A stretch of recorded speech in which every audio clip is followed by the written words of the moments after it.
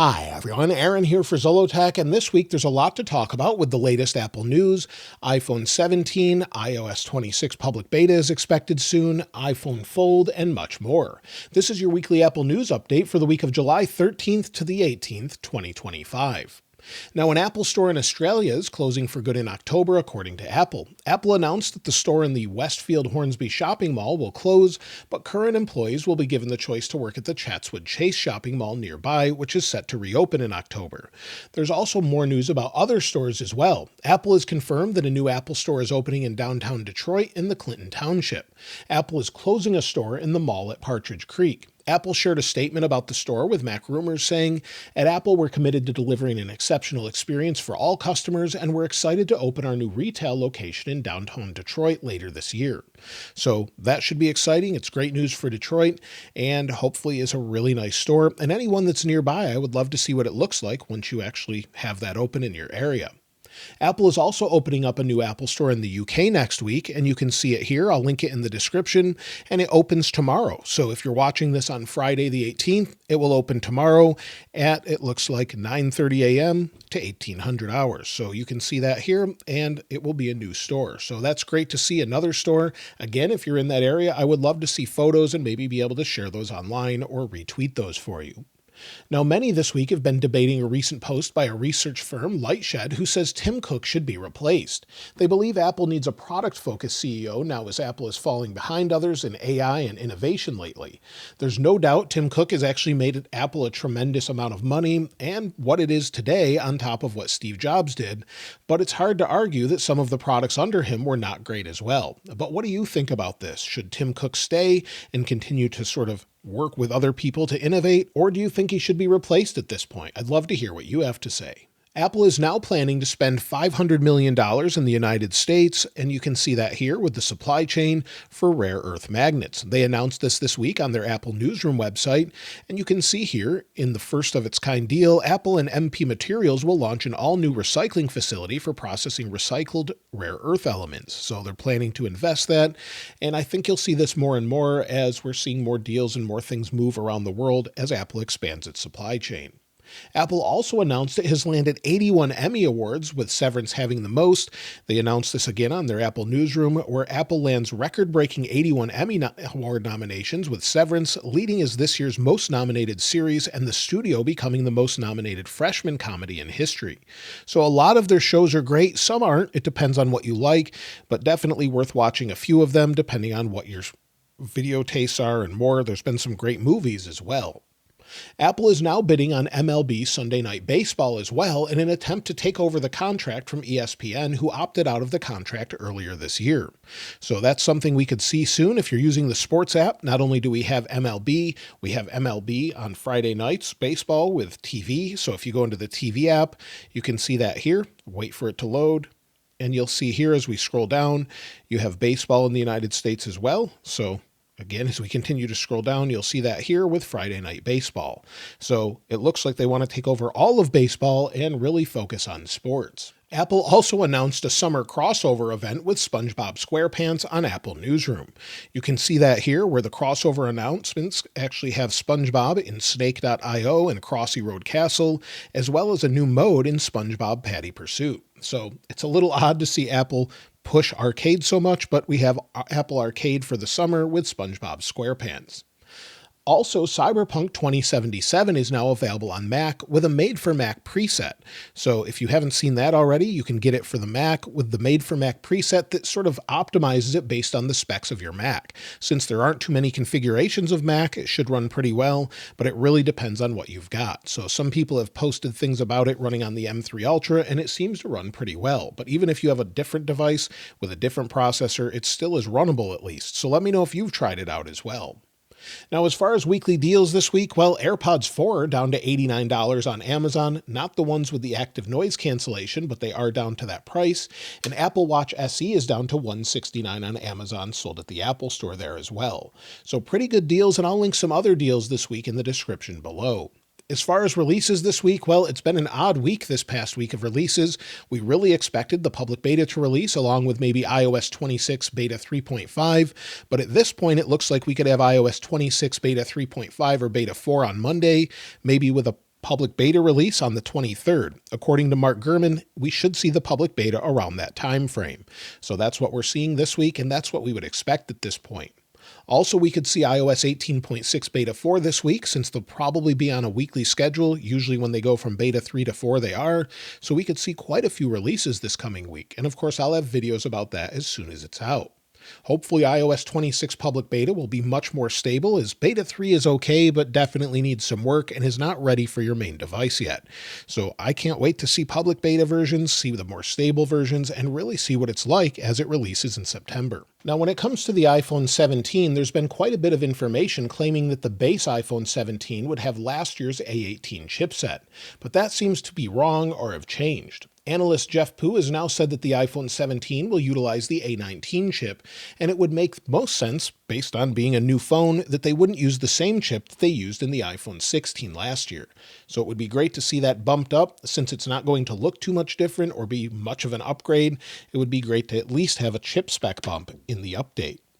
Also, iPhone 17 this year is said to allow for more changes to wireless charging. This will allow for not only iPhone to charge at 25 watts with the current MagSafe adapter, but allow for third-party adapters to utilize this as well.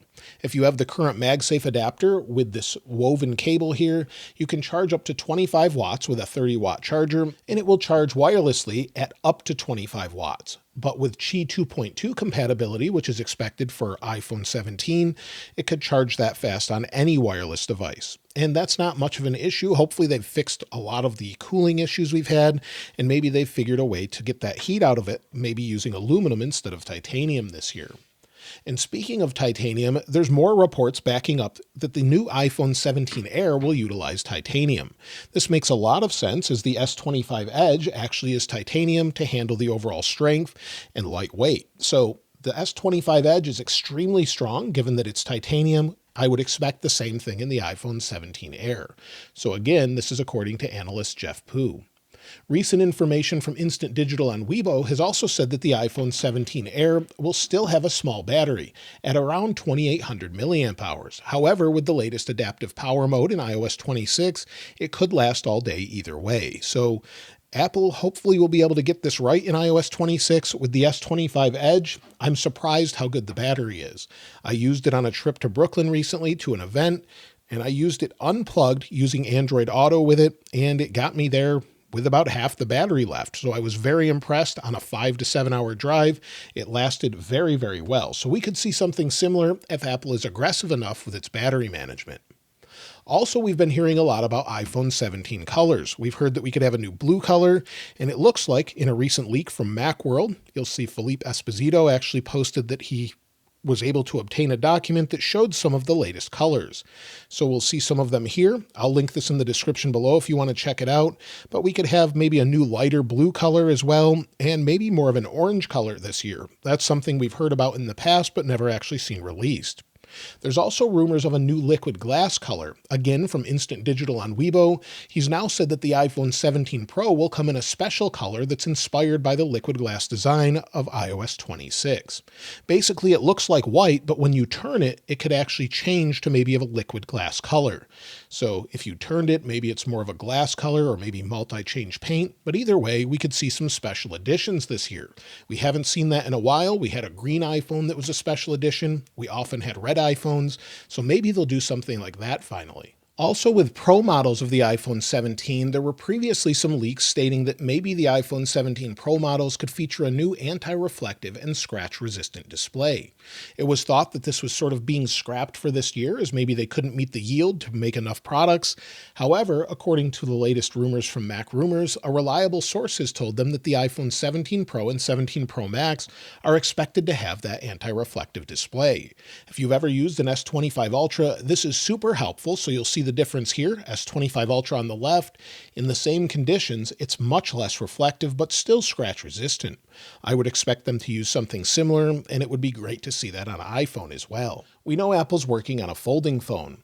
Samsung's been making them for some time, as has many other manufacturers, but one issue that continually seems to be an issue is the crease in the middle. According to Ming-Chi Kuo this week, there is no crease, at least easily present or visible on the new iPhone Fold. So this is something that I guess they're working on to get rid of that crease, and Samsung is said to be doing the same. So maybe they'll use the same display in next year's Fold, or maybe they won't, but either way, it would be great to see a creaseless, foldable phone. That's one of the biggest issues with them. And while the news about the Fold having no crease is great, it seems that the price would start around $1,800 to $2,000.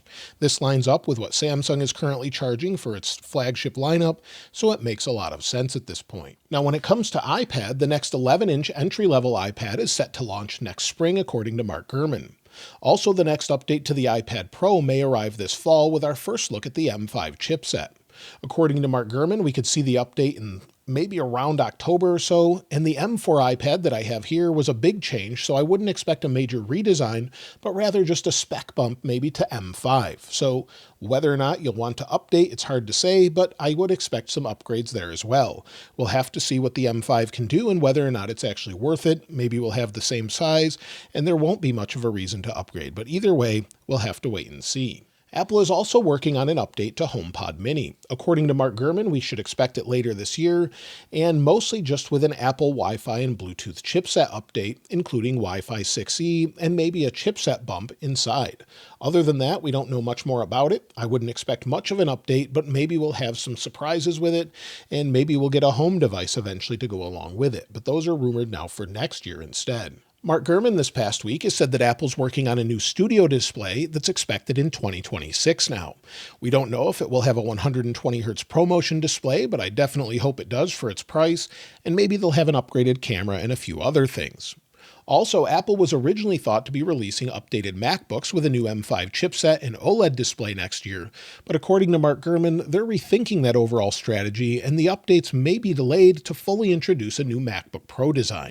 I wouldn't mind waiting if it's a big leap. Maybe M5 isn't the leap they thought it was yet, and it wouldn't be worth redesigning for the entire thing. So we'll have to wait and see what they do there, but either way, their MacBooks are so good right now. If it takes a couple more years to have a full redesign with something that's a big leap over what we currently have, I definitely wouldn't mind waiting when it comes to MacBook. And so that's everything this week with all of the updates expected for iPhone, iOS 26, and much more.